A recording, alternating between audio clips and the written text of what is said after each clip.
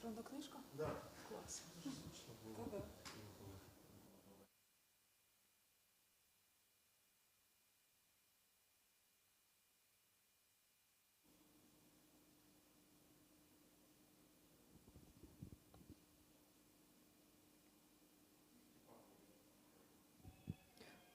Та-да. У нас вже ефір пішов, тому не можу.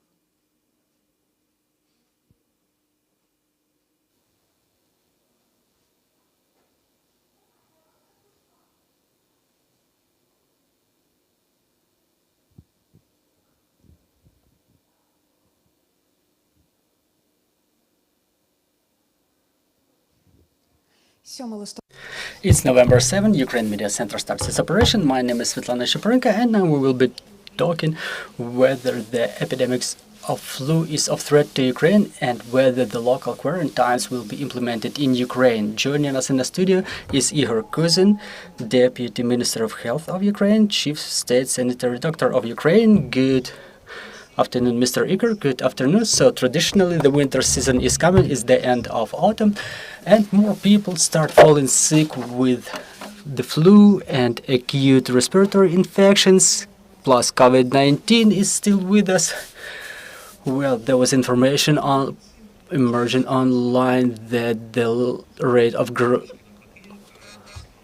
COVID-19 is growing on Ukraine. So what are the figures for the time being? Well, I would say that the situation is quite the opposite. During fall and winter time, the situation is more characterized by the large number of people contracting respiratory diseases.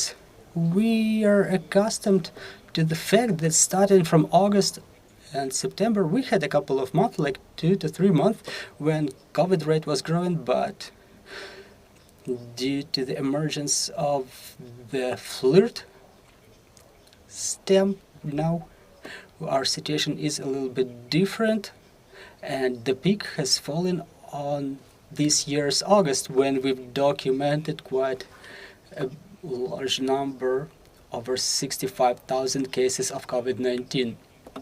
Starting from September, the number of those fallen sick started decreasing, and in October we were only able to document 8,000 cases of COVID, which is pretty low number. The levels of hospitalizations are also pretty low. For example, in October we've hospitalized a little bit more than 2,000 patients. That's why the peak of the epidemic's growth has fallen on the month of August in Ukraine, but now we see that the number of people contracting acute respiratory virus disease infections is gradually growing. We will continue seeing it grow, and the peak, when we are about to see the largest intensity, will be in December, January, probably even February next year. As of today, we're seeing that the situation is characterized as follows. The COVID rate is reducing. It will be continuing decreasing until the end of this year. And starting from December, we'll see the growing number of flu cases, along with other acute respiratory virus infections. And flu will continue circulating in Ukraine probably until the end of February. Talking about COVID, now the share of this flirt is growing, which is dominating the world currently. And if we consider the last month of October, specifically 63 cases that we've sequenced resulted to be the flirt strain. It's characterized by quick contraction, easy flow of disease. In the majority of cases, it avoids immune response, which means that people who have accompanying diseases and are not vaccinated as per WHO recommendations, they have a risk of having more difficult consequences or more difficult form of this flu strain. So this is the situation with COVID for the time being, and I would also like to stop on lethal cases and the difficulties of this infection. We understand that COVID, just like other respiratory viruses, are pretty widespread. They result in many people contracting them, but what's threatening to us is currently the flu, because it results in lethal cases, specifically when it comes to the risk groups such as elderly, pregnant, and other people who have other accompanying diseases of non-virus nature. And 1 to 2% of the cases are the lethality indicators which are inherent in COVID. They are a little bit smaller for the flu, but due to the wider spread of the flu, we are going to observe a larger number of difficult cases of flu, specifically when it comes to the patients who are not vaccinated against flu. According to the forecast of WHO, this epidemic season should not be characterized by some specific difficulties. We're observing the emergence of regular strains familiar to the Ukrainians, against which there are vaccines available. So this is the situation for the time being. Well, as you've already mentioned, and as we know, since the beginning of the COVID epidemics, the vaccination helps to ease the symptoms. And when it comes to the flu vaccination, does it make any sense vaccinating now that the season has already started? And what are the vaccines available in Ukraine for the time being, and how can our citizens get vaccinated? Well, talking about flu vaccination, there are 2 standard vaccines available in Ukraine. They have undergone all of the testing procedures. They are delivered to the pharmacies now. And in total, the businesses delivered more than 300,000 doses of vaccine for dissemination in the retail pharmacies net chains. For the time being, we've documented a little bit more than 64,000 Ukrainians who got vaccinated against flu and have relevant immunity.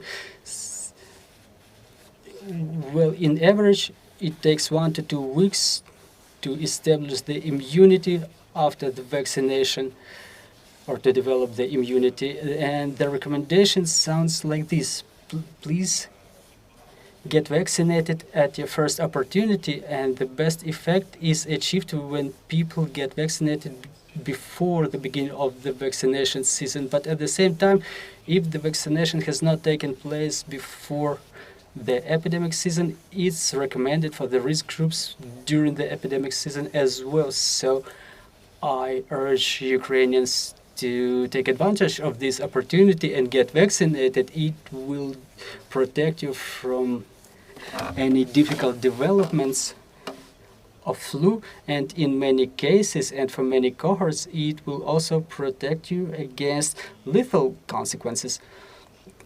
It's also worth mentioning here that in compliance with the law of Ukraine, there are certain risk groups which are recommended to get vaccinated against flu. And when it comes to these risk groups, it's divided into 2 subgroups. First, it's medical risk, those who have health conditions under which the flu may have different difficult developments. People with cardiovascular diseases, sugar diabetes, with chronic diseases of respiratory system, such as asthma, people with excessive weight, pregnant, people over 60 years old. So that's the group of medical risk. But there is also the group of professional risk, and the group of professional risk are all those specialists who work in the area of services, who work in those sectors where they frequently contact other people.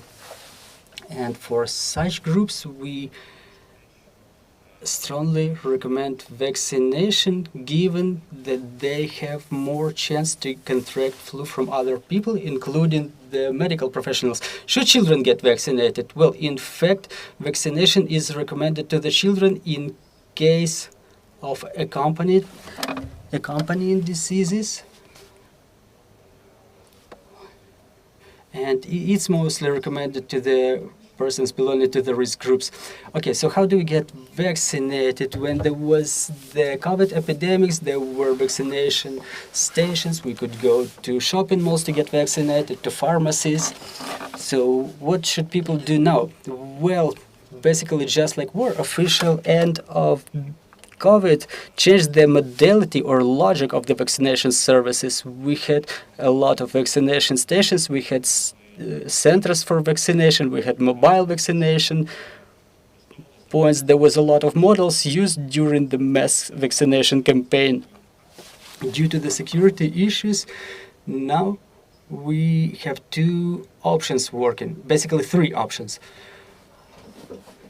which are available to the Ukrainian citizens for vaccination. First standard mechanism is patients reporting to their family doctors. The family doctors forward them to the nearest vaccination station, and patients get vaccinated with the vaccines that are provided by the state. The number of vaccination stations was preserved at the COVID level. It was not reduced, and it takes into account the territorial availability. Almost every single medical facility has a vaccination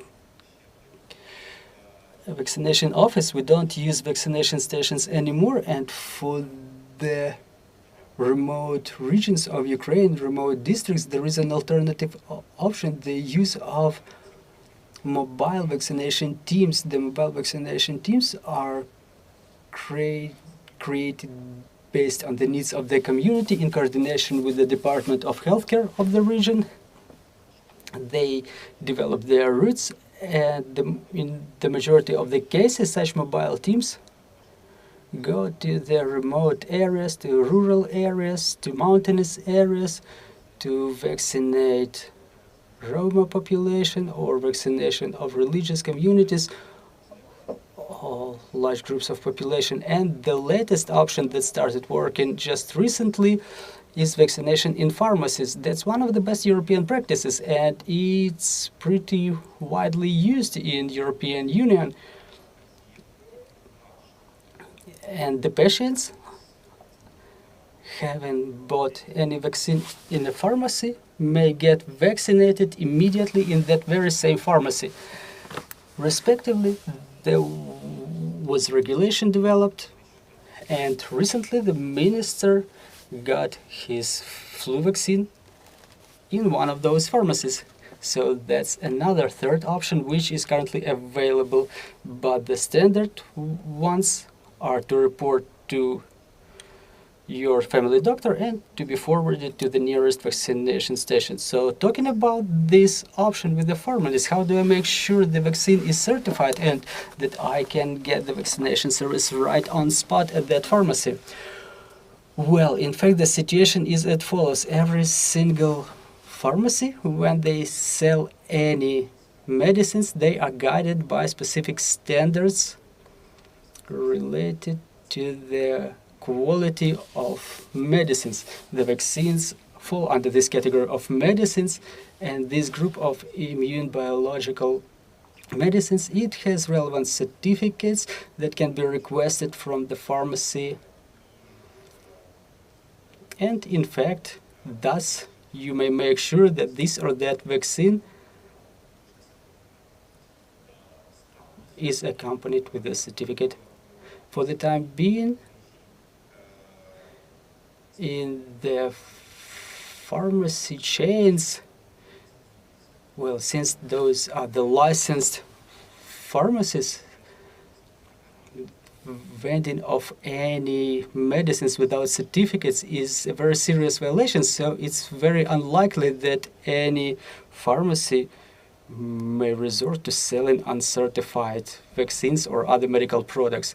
Talking about that list, where you can acquire it now, this list of pharmacies is pretty small. For what I know, there is only one pharmacy that got this license, a pharmacy in the city of Kyiv, but at the same time we already have a number of applications that are being reviewed, and the more such pharmacies pop up, this information will be respectively posted in the website of the Ministry of Health of Ukraine or in the contact center of the Ministry of Health of Ukraine. Well, last year the Ministry of Health mentioned that we're about to step over the epidemic's threshold. Are you seeing any premises for this currently? Well, the local quarantine options will not be cancelled or reviewed. It's in compliance with the European standards, as the essence of this option is that in the territory of every specific region there is the epidemic's threshold established, the number of those who've contracted the infection growing so big that it can be considered an intense growth, and in case this threshold is exceeded, we deem the situation as threatening and local quarantines are supposed to be implemented. For the time being, these statistic indicators above which the restrictions are supposed to be implemented, they are calculated for every region, they are approved by the relevant region plans, and it's being done on an annual basis. For the time being, we are 60% below this average Ukrainian thresholds. So, in fact, now the level of intensity of epidemics development is pretty low. But as we come closer to this epidemic's threshold, or if we exceed it, in that case, we may resort to implementation of local quarantines, and depending on the key group who are fallen sick, whether it's children or the adults, relevant anti-epidemics measures can be implemented. Depending on the situation, it may be suspension of offline study in school. It can be a recommendation to switch the employees of a company to, or of a business, to an online mode of operation, and those measures will be only implemented in specific regions. In case such decision may be taken, it should be reviewed by the Epidemics Commission and communicated to the heads of the regions through the mass media that such anti-epidemics measures are being implemented in this or that region. Well, COVID-19 has not gone anywhere. You've mentioned that the number of cases is fallen, but the impression is such that with the beginning of the full-scale invasion, COVID doesn't seem to be that horrific to the Ukrainians. So, do Ukrainians continue getting vaccinated against COVID, and if so, what are the figures? Well, it's quite a setting in statistics, because despite COVID not being a priority in terms of communication and realization of risks, COVID still remains a pretty dangerous infectious disease, and I've already said that the average indicators of lethality from COVID are relatively high. Higher than in case of flu. Unfortunately, COVID takes lives of Ukrainians, and we continue documenting lethal cases resulting from COVID infection. And during this epidemic season, we've documented a significant number of lethal cases. At the same time, we don't have lethal cases related to flu, and hopefully the situation will be staying like that. Currently, vaccination is the only prevention measure. I mean, the measure that is evidence-based and something that is working for the risk groups. I continue reiterating that it's a general recommendation to wear masks, to wash your hands, use the sanitizer. But at the level of the World Health Organization and in Ukraine, we've simplified and optimized the vaccination calendar and vaccination recommendations when it comes to COVID. If previously we were using a multi-stage vaccination, there was a first dose and then a number of booster doses. Currently, the recommended scheme of vaccination is one shot of vaccine, which is considered to be the full vaccination course. For the people who have some specific conditions, such as immunosuppressive conditions or oncological conditions, they may be recommended booster 6 or 8 months after the main vaccination course, after the first dose. And in fact, revaccination is not recommended for healthy people. For the people who have accompanying diseases, it's recommended on annual basis, and the same recommendation applies to the professional risk groups, for example, for medical specialists. But at the same time, despite the scheme of vaccination being simplified, along with the access, the number of vaccinated Ukrainians remains at pretty low level. If previously we were saying that in average we vaccinate 150,000 vaccinated Ukrainians, for the time being, our monthly number of vaccinated Ukrainians rarely exceeds 5,000. That's during the best month. At least 8 million Ukrainians are not vaccinated against COVID, which means that 8 million Ukrainians will still be facing risks. If not during this, then during the following wave of COVID. That's why it's worth using this opportunity and to pay attention to their vaccination status. Vaccination against COVID really saves lives. So please protect yourselves. Thank you so much, dear journalists. Do we have any questions on the floor? Microphone, please.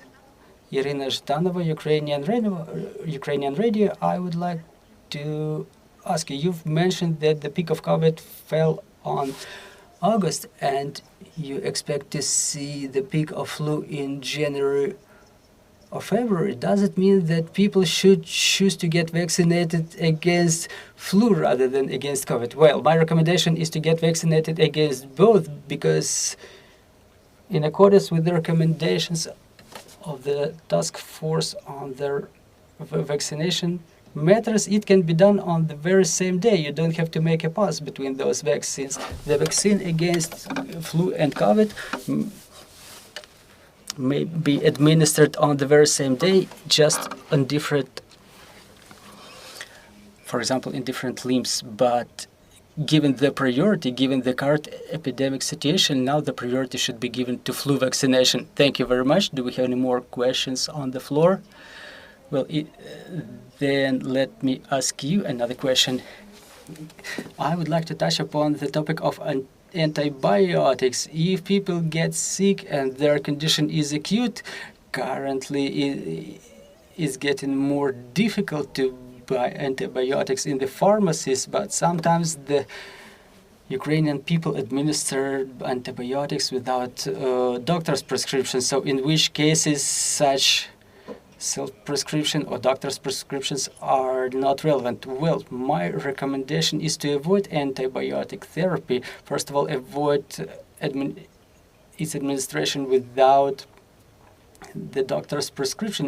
The uncontrolled self-treatment may only deteriorate the condition of the patients, and on top of that, it increases the antibiotic resistance, the development of antibiotic resistant strains that can be contained in some bacteria.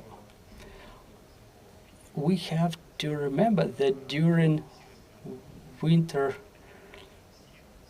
peaks, all of the pathogens that we have are the viruses. And those antibacterial agents that Ukrainians use, most frequently according to the researchers that buying them at Ukrainian pharmacy, they are inefficient against virus. So please remember that antibiotics are not used against virus infections. Also, don't prescribe antibiotics to yourself. And third, if the doctors prescribe antibiotics to you, just double check why do they prescribe those antibiotics to their patients, because in order to prescribe antibiotics, there should be a number of clinical criteria that usually people who contract acute respiratory virus infections do not manifest.